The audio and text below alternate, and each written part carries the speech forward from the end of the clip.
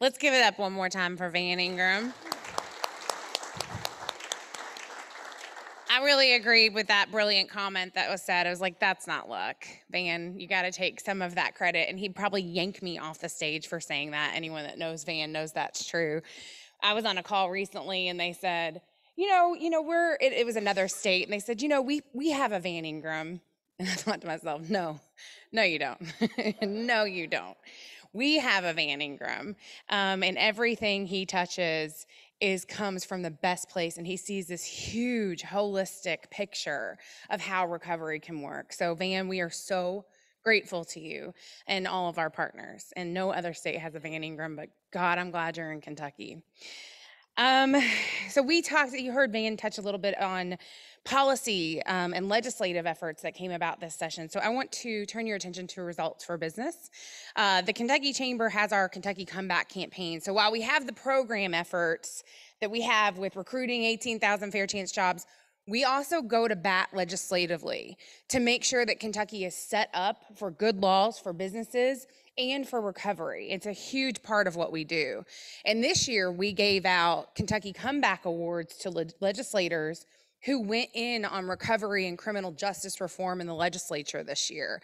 We saw bills like Senate Bill 191 pass. We saw Recovery Ready Communities pass, which will set up standards all across the board and across the state that levels up the treatment, access to treatment and care and transportation and jobs all across all the counties in our state.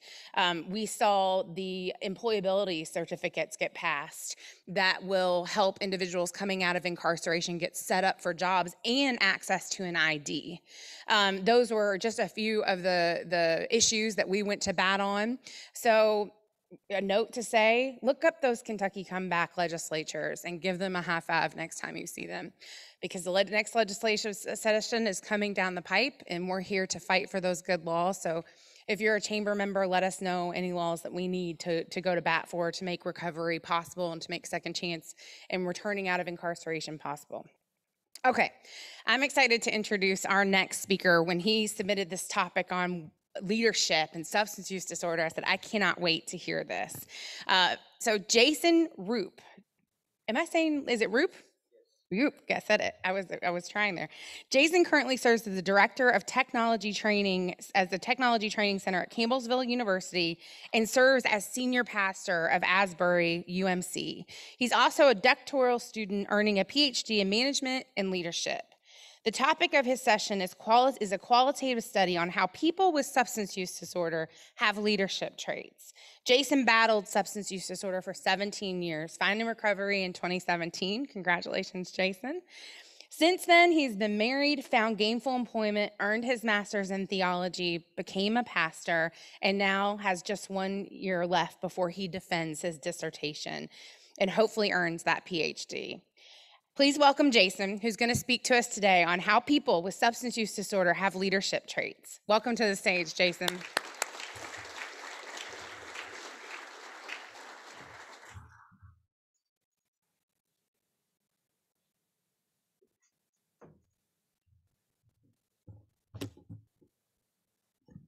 Well, good morning. It's certainly an honor to be here with you all, and I appreciate what Mr. Ingram had shared and earlier, Mike Cox, and appreciate the work that you all are doing, and so we're just entirely grateful for that. I'd like to begin this morning's session with a question.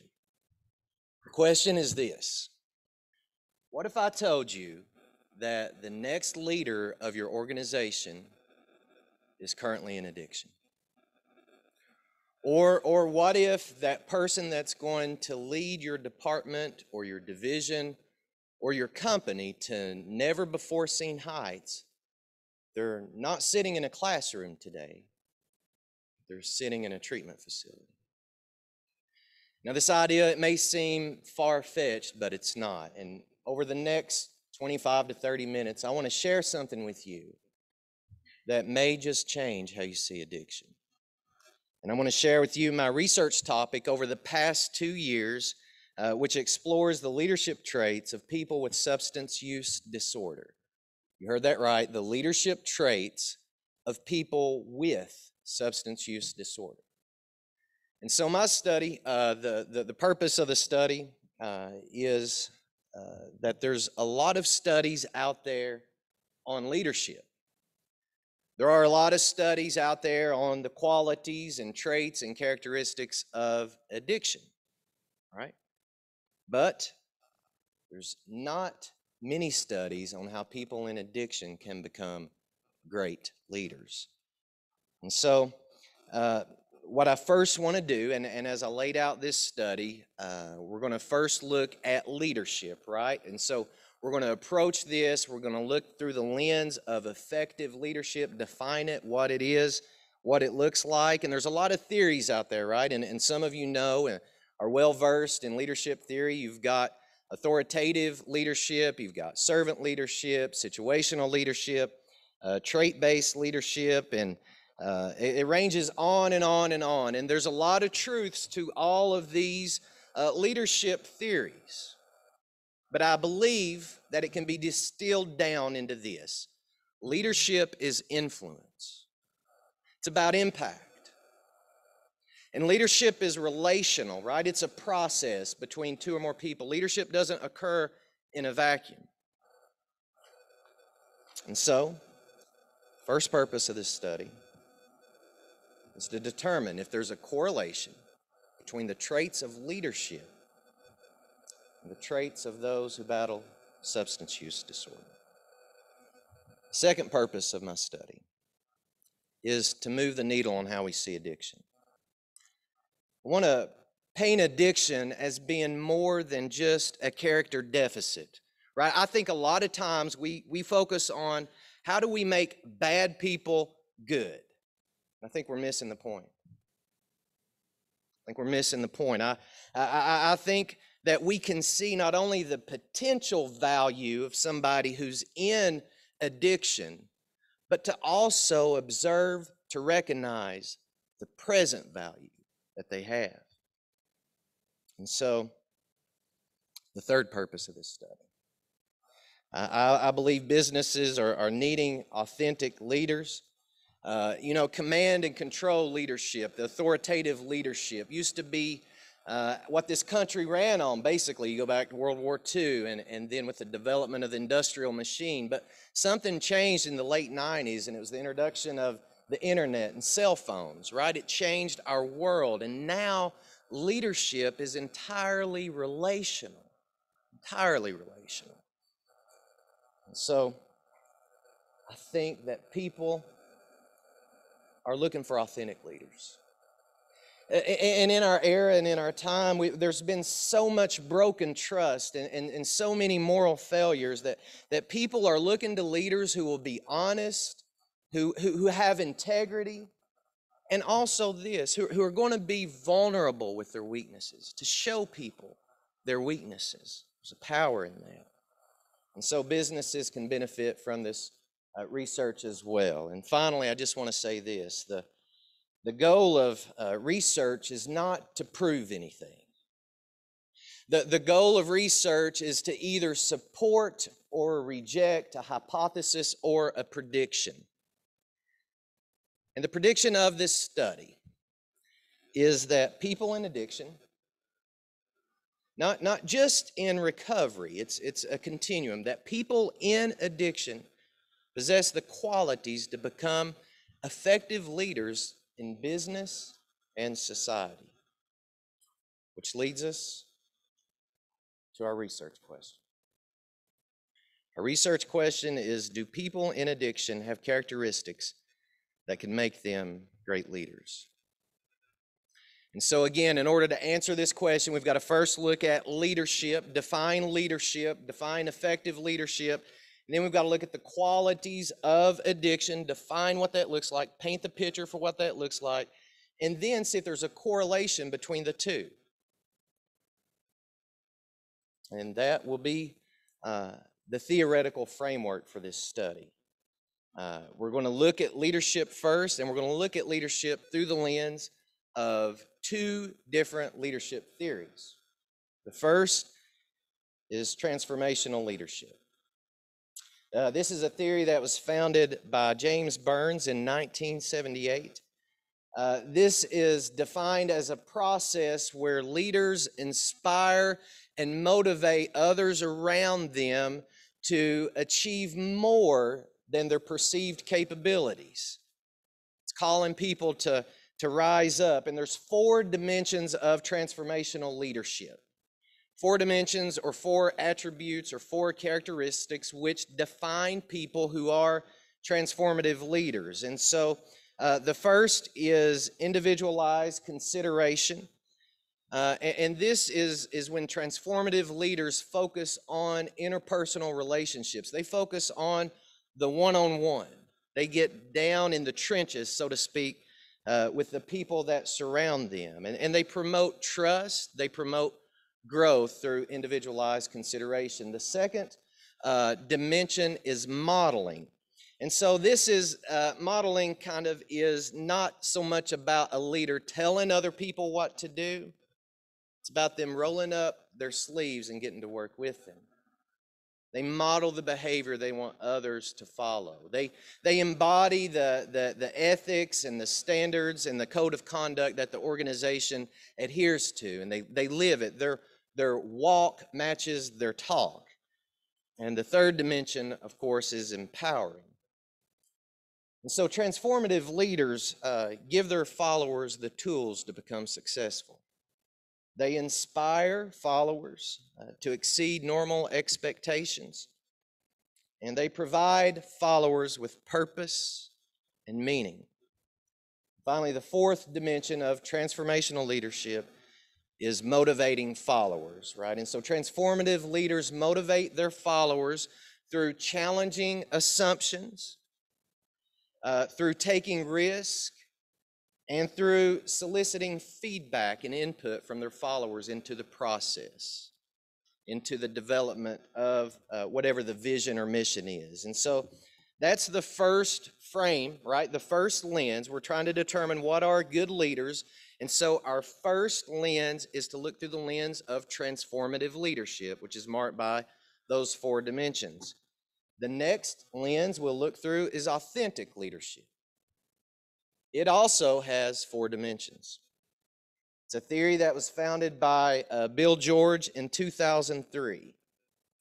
And authentic leadership is leadership that is self-aware, that is honest, and that is sincere. And it, like I said, has 4 dimensions, and the 4 dimensions are first self-awareness. And so this self-awareness is knowing your own strengths, your weaknesses, your limitations, and your potential. It's knowing what you stand for. And the second dimension is relational transparency, right? It's about being genuine. It's about being vulnerable. It's about inviting others into your life to examine and to walk along with and to really show your vulnerabilities. You kind of open up. Authentic leaders do. Third dimension of authentic leadership is a moral perspective. Now, this just means that you're driven by conviction. You're driven by something that drives you to be better, that drives you to get up and go to work, that drives you to influence and impact those around you, the lives of those around you. It's about striving to do the right thing or the next right thing. And it encourages others to do likewise. And the fourth dimension of authentic leadership is something called balanced processing. And what this means is that the authentic leader will hear all sides of a story right before making a decision on how to act. They're very fair, and they think before acting. And so that's the theoretical framework, right? That's what this study is built upon. It's through this lens that determines and defines leadership. And so next, the methodology of the study. Like I said, this is what I've been doing the past 2 years. I anticipate probably 1 more year left before it's finally completed and hopefully accepted and published. But the methodology, I'll kind of go through here what that consists of. The first, this study is a qualitative study. And what that means, there's 2 main approaches when it comes to research. And so you've got quantitative research or methodology, and you've got qualitative. Quantitative deals with numbers, right? And it answers the how question or the what question. Qualitative research is more about discovery, and it answers the why. Why does something happen? It answers that question. And since there's no studies on this topic about how people in addiction can be great leaders, I believe the first purpose or the first benefit of this approach is for discovery. And so a qualitative approach is the most appropriate. Now, and then in the future, we can build upon this research and this knowledge through quantitative studies, right? There's a lot of directions this study could go. And so there's three methods for collecting data that are involved in this study. The first is interviews. And in this study, there will be 10 to 12 interviews, and these are one-on-one, open-ended questions. And we ask, or I ask as a researcher, questions about leadership, questions about their experience.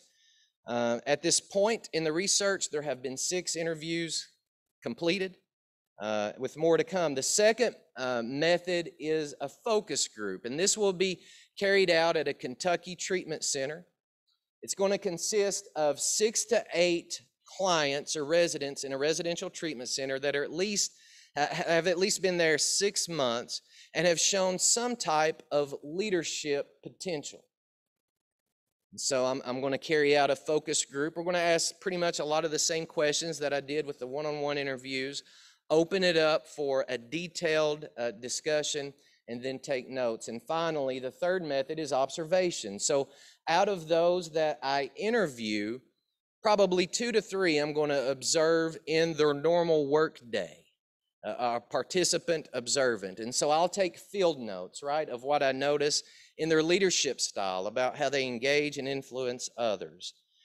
And then what I'm going to do is thematic coding for analysis.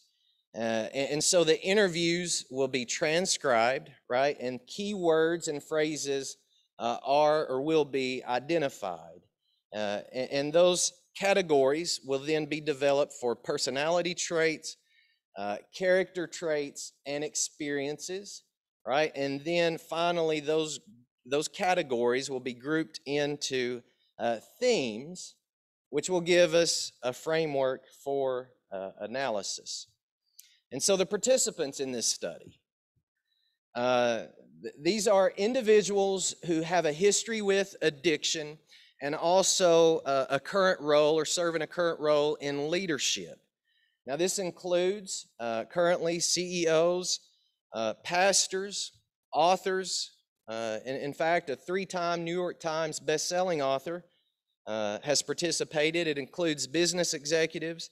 And there are some very influential participants that you would probably recognize. And this is a diverse representation, right? It's a diverse representation of male and female, Christian and non-Christian. And participants so far have come from Kentucky, Colorado, Minnesota, and other locations. And so after conducting about half of the interviews so far, I'll remind you, I've been doing this 2 years. Still got some research to go. We're almost a little over halfway through the process. This is what the research has revealed. There are 21 themes that have emerged. And at the top are authenticity, empathy, and self-awareness. Those are the top 3. What you see before you is a ranking of the themes. And this is in your handouts as well. You'll have a copy of this, but you can kind of see all the themes that have emerged. And this is a pie chart grouped by percentages of frequency. And so you can see that authenticity is coming in at 18%, empathy at 16%, and self-awareness at 13%. And so this is a word cloud used for analysis. These are all the words that have come up through the data collection phase in the interviews. And the larger words are those that were mentioned most frequently.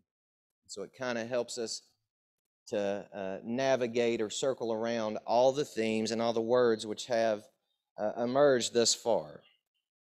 Now, some unexpected ones have emerged from the data that I did not anticipate or I could not predict. First of all, let me define empathy. Empathy is not feeling sorry for somebody. It's about seeing the world through someone else's eyes and feeling their struggle, believing their struggle, and helping them to carry their burden.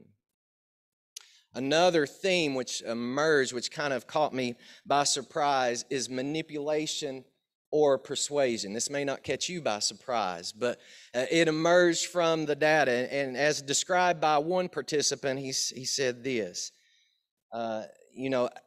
addicts are known for manipulating people, and to a degree, I guess that's true. But he said at the core of this is the ability to identify things within people that they don't often see within themselves. Manipulation, persuasion, connection, identification.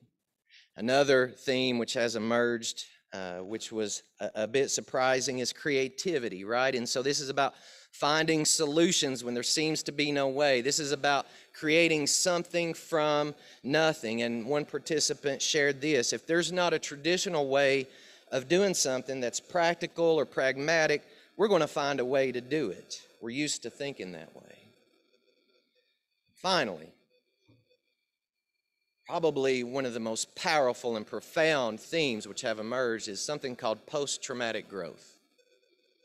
Some of you probably are aware with this phrase or of this phrase, and a lot of us are familiar with post-traumatic stress, but post-traumatic growth, it's not really, and this is an iterative process. I'll have to go back and maybe recategorize it, but it's not necessarily a personality trait. It's not a trait that's typically personified through attitudes and behaviors. It's a process, and it's not a destination point. Post-traumatic growth, it's ongoing through someone's life, and it occurs over time, and it's the positive legacy of trauma.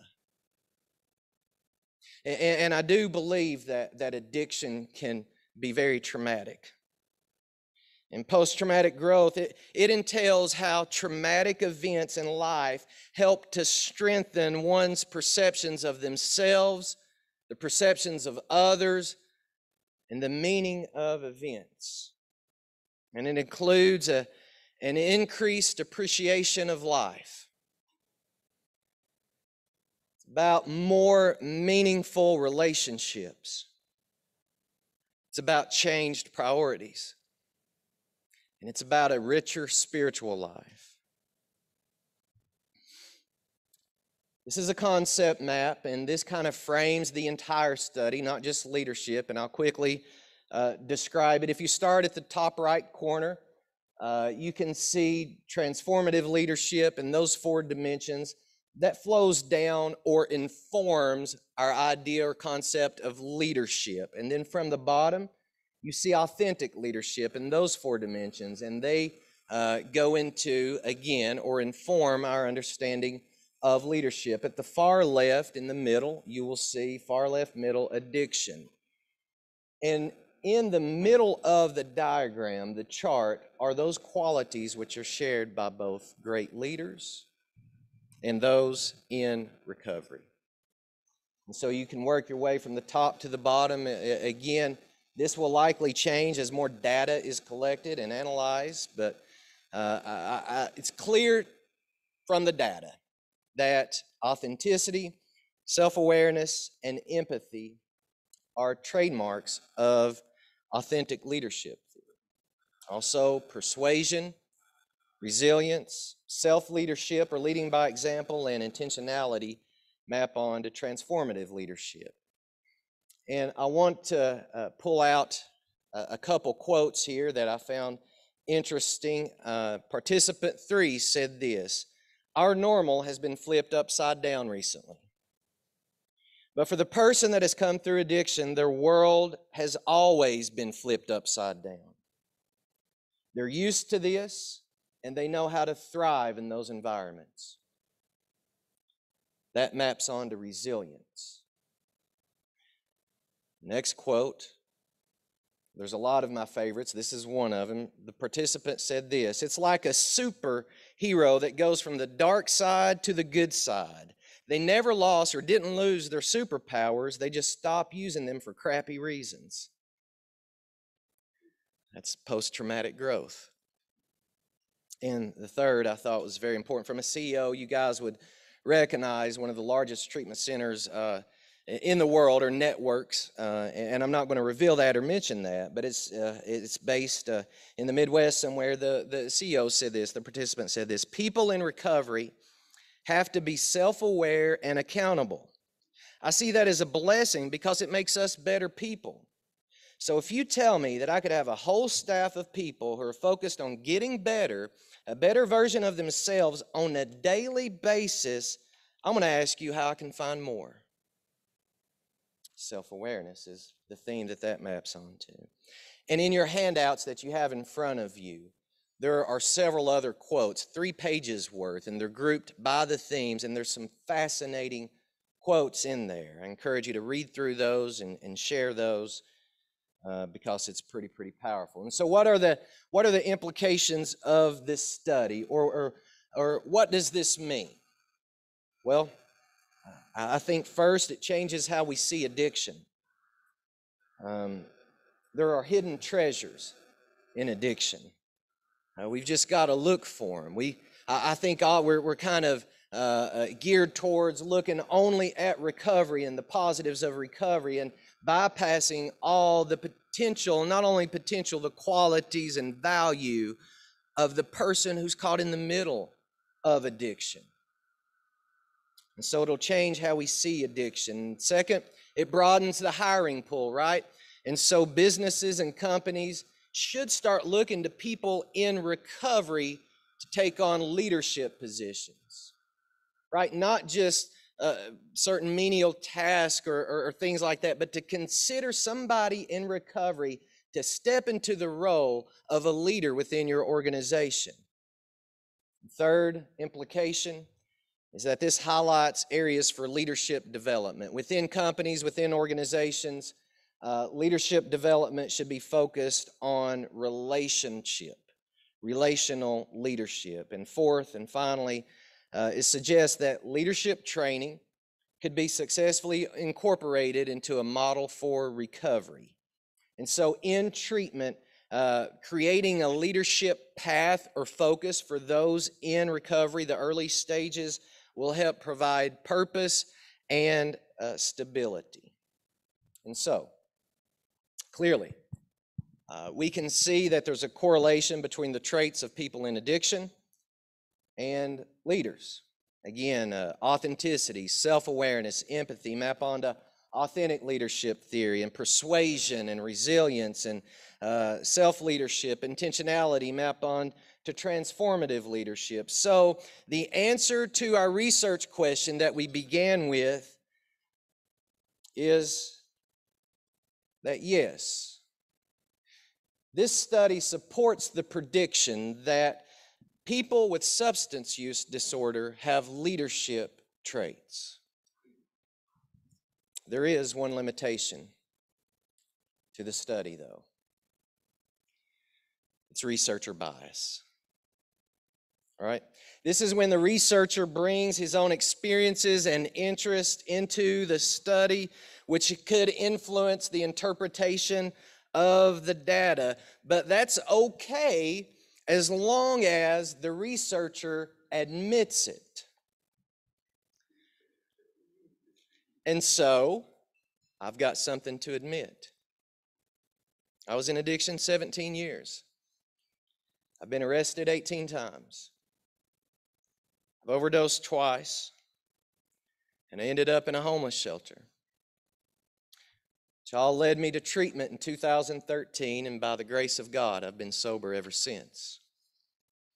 Since then, I've gotten married to the love of my life, earned a master's in theology degree, promoted to an administrative role at Campbellsville University, appointed as senior pastor at Asbury United Methodist Church. And now, hopefully, I'm just 1 year away from defending my dissertation and earning my doctorate in business management with a specialization in leadership. My own journey has taught me this: people will follow what they connect with.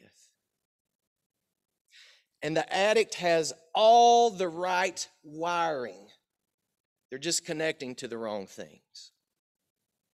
And so our job, our responsibility is to connect them to the right things. And those right things include a community, a purpose, and most of all, an opportunity.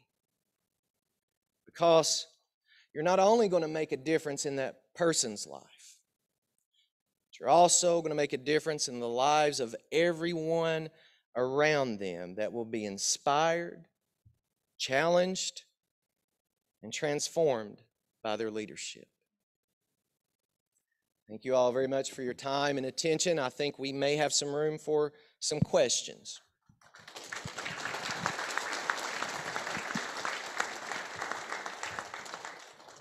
Any questions? Any questions in the room?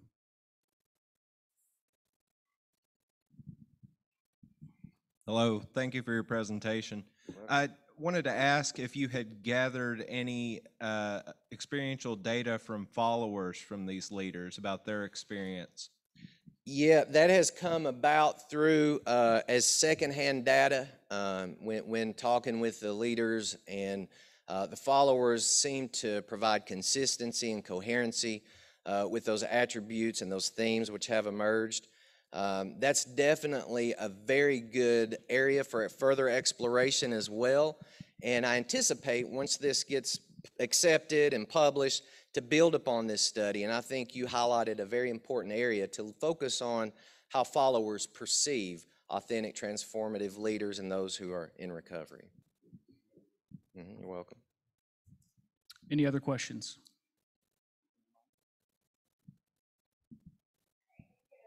Hi. Oh, we got one. Sorry. Yeah, go ahead. Sorry, I was a little to the game. I wanted to thank you for connecting those two bits of information and putting them together. I came across in my own doctoral study the concept of social reproduction and generational patterns and how it connects to trauma.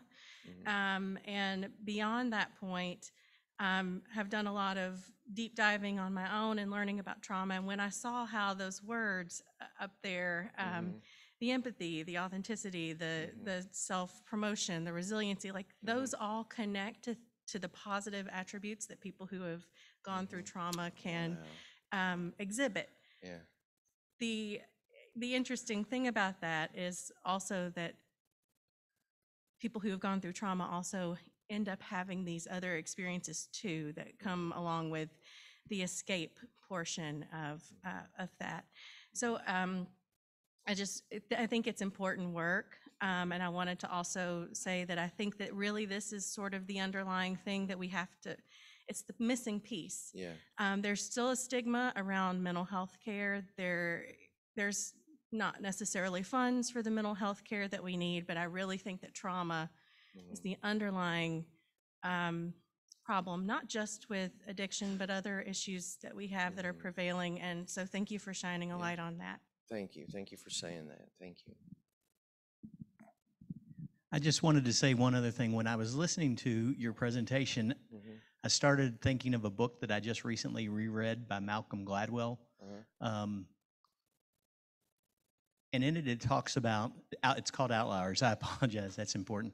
But one of the things it talks about is how throughout history, we find that what was once a weakness or perceived weakness by society on a group or a gender or group or whatever, how later it becomes their strong point. Yeah.